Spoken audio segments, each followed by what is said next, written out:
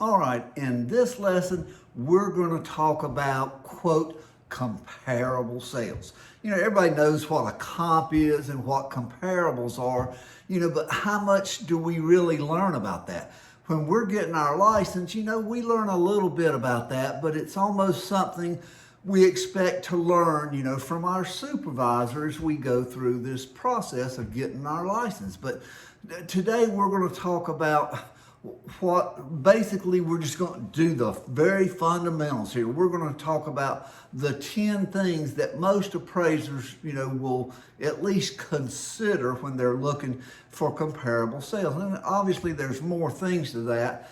And of course, in a 2 or 3 hour class, you can't cover but so much of that information, and we have a different class for that. But we want to talk about, we're focusing on bias. Well, if you follow these steps and you look for these things in comparable sales, it kind of helps to eliminate bias, guys. These are the very fundamentals of a comparable sale. And if it's truly comparable, if that's what you're using in your report, then you're not going to have any bias. So it's not that difficult. And we all, we've all been over these a million times, and I know you see them, but the first thing we're going to look at is the sold price. And, if you're looking at, let's say the subject property is selling for $400,000. Well, you don't start searching for $200,000 sales, and you don't look for $1 million sales as comparable properties. You got to get a realistic price range in there. And then the next thing you're going to talk about is square footage, GLA. What is finished square footage?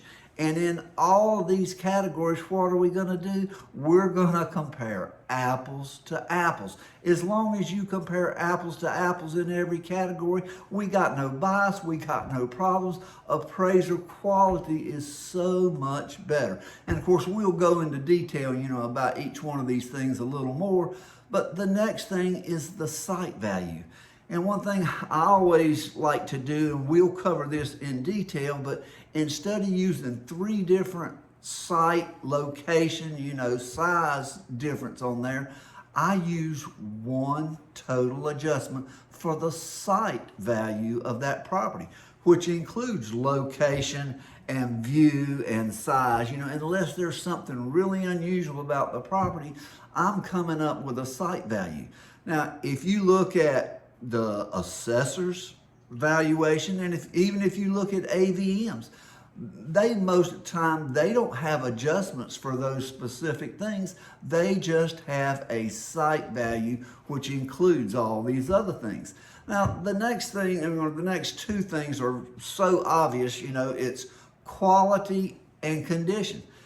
You can't really compare a property unless you know about those things, and back to the price. If you're comparing $1 million house, the quality of a $500,000 house is not going to be the same. It's just obvious stuff. And condition, if you go into a house and even though it was built in 1984, it's got a new roof, it's got new windows, a new HVAC system. All the floors have been replaced. It's got, a new kitchen, all new bathrooms. Everything has been replaced.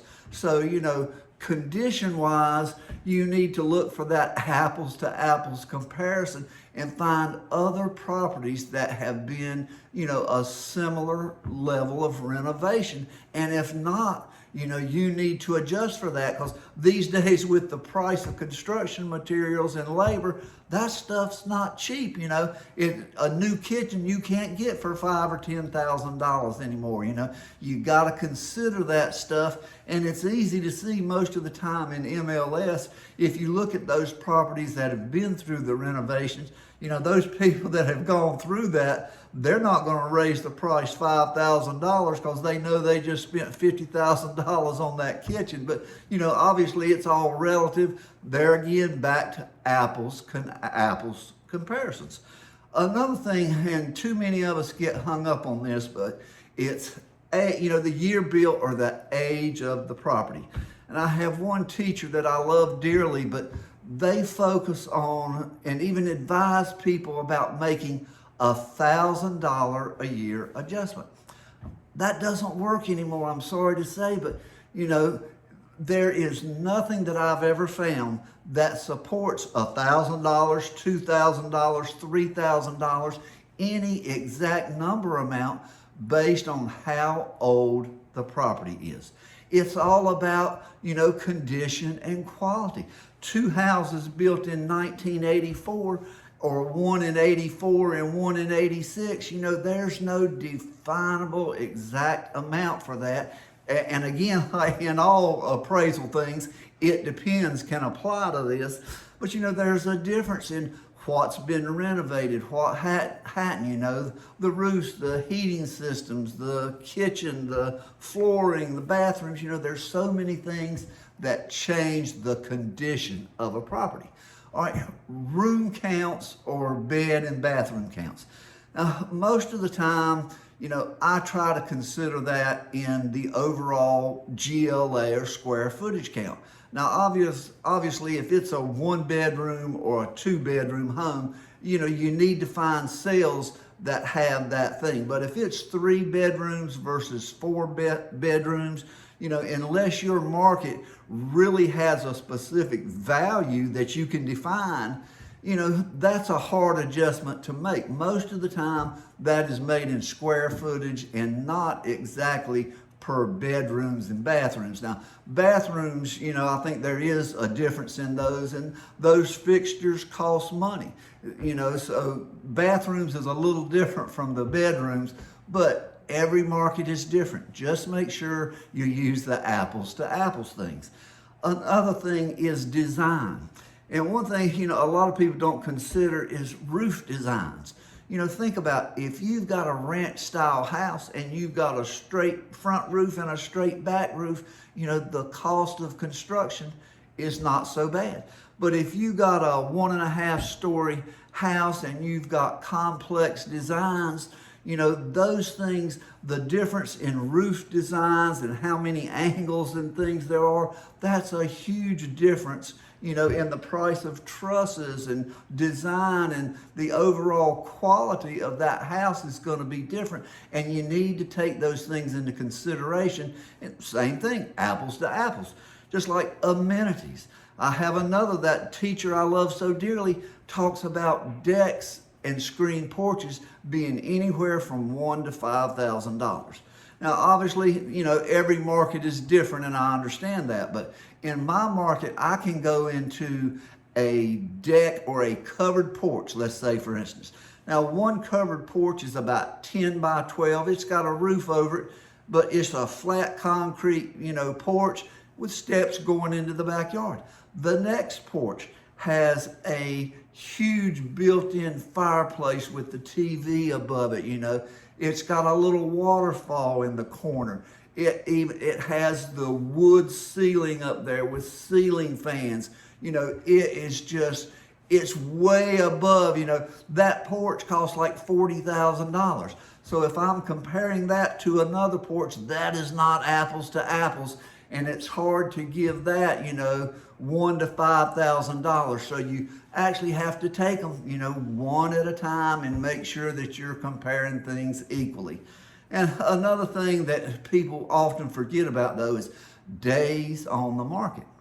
Now, if you've got a house that's sold in 1 day or 3 days or even a week, well, there's a pretty good chance that house had a really good market appeal and it sold really fast, so somebody liked it. Whether there's limited inventory, whatever it is, there's some reason that house sold so fast. If you've got another house, it might be very similar, but if that house took 320 days to sell, well, there's a problem there somewhere. If you've got the same limited inventory and it takes almost a year to sell that house, there's a reason why. And part of your job is finding out why it took so long. You know, you can't really compare those properties. They're not comparable, and you need to know why it took so long to sell that property. But days on the market, a lot of people forget about that one, and you just want to, you know, you're not focused on it. It's not at the top of the list, but you need to make sure that when you're comparing apples to apples, that you're using properties with similar days on the market. So we're going to go over all these individually, but just remember that our very basics of valuation, the most fundamental thing we do is selecting comparable sales. And when you do that, we have to remember not to use proximity. You know, it doesn't matter if it's within that 1 mile radius. We have to use comparability and comparing apples to apples. So let's get started.